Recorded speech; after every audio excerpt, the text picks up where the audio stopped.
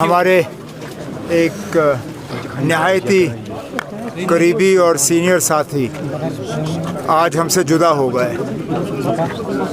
मोहतरम शाहीन साहब national conference के उन सतूनों में गिना जाता है जिन्होंने अपनी सारी ज़िंदगी इस जमात के लिए और इस जमात के ज़रिए इस कौम के लिए निछावर किया।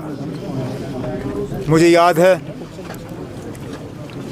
ये मेरे दूसरे सूबाई सदर थे।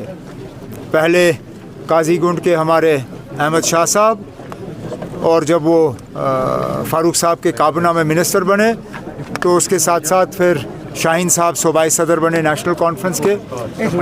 मैंने शुरू में जो ओहदे संभाले वो शाहीन साहब के कमांड में, और जमात के लिए इन्होंने जमात की खिदमत की, जमात के लिए कुर्बानियाँ भी दी। जमात के सिपाही होने के वजह इन पे एक बहुत ख़तरनाक हमला हुआ। उस हमले में उनकी टांग चली गई, लेकिन उन्होंने हिम्मत नहीं हारी, काम करते रहे जमात के लिए, इस कौम के लिए। पिछले कुछ वक्त से वो बीमार रहे। इस बीमारी के कारण वो हस्पताल में अंदर जाते रहे, बाहर आते रहे, लेकिन आखिरकार अल्लाह ताला को इनके लिए इतना ही मंजूर था। और आज हम सब उनके जनाजे में शिरकत करने जमा हुए।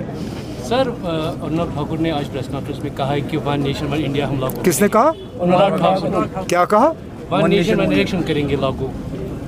वन नेशन वन इलेक्शन आप करिए, फिर अगर उसमें कुछ खामियां होंगी, अगर आप पार्लियामेंट के ज़रिए उनको दुरुस्त नहीं करोगे, जिस तरह वक्फ बिल को लेके हम सुप्रीम कोर्ट में गए और वहाँ से हमें राहत मिलने की अब उम्मीद है, अगर इसी तरह आप वन नेशन वन इलेक्शन में भी बुलडोज़र चलाने की कोशिश करोगे और ये कानून हमारे ऊपर ठोसोगे, अगर इसमें कुछ गलतियाँ होंगी तो ठीक है ना, फिर हमें मत कहिए। अगर हम सुप्रीम कोर्ट गए, फिर सुप्रीम कोर्ट को निशाना मत, हमारा हक है, जहाँ जिस तरह वक्फ के मामले में हम गए हैं, अगर ज़रूरत पड़ेगी और इन्होंने इस वन नेशन वन इलेक्शन के तहत ये भी हमारे ऊपर ठोसने की कोशिश की तो इसका भी फिर हम कहीं ना कहीं सवाल जवाब कर लेंगे। सर, आप रामबन से अभी आए तो क्या हालात वहाँ के हैं? हालत ख़राब है, हालत ख़राब है। कई ऐसी जगह हैं जहाँ हाईवे बंद है। अफसरों से मैंने मीटिंग की, उम्मीद की जा रही है कि 24 घंटे के अंदर हम हाईवे कम से कम वन वे ट्रैफिक के लिए जो है खोल पाएँ।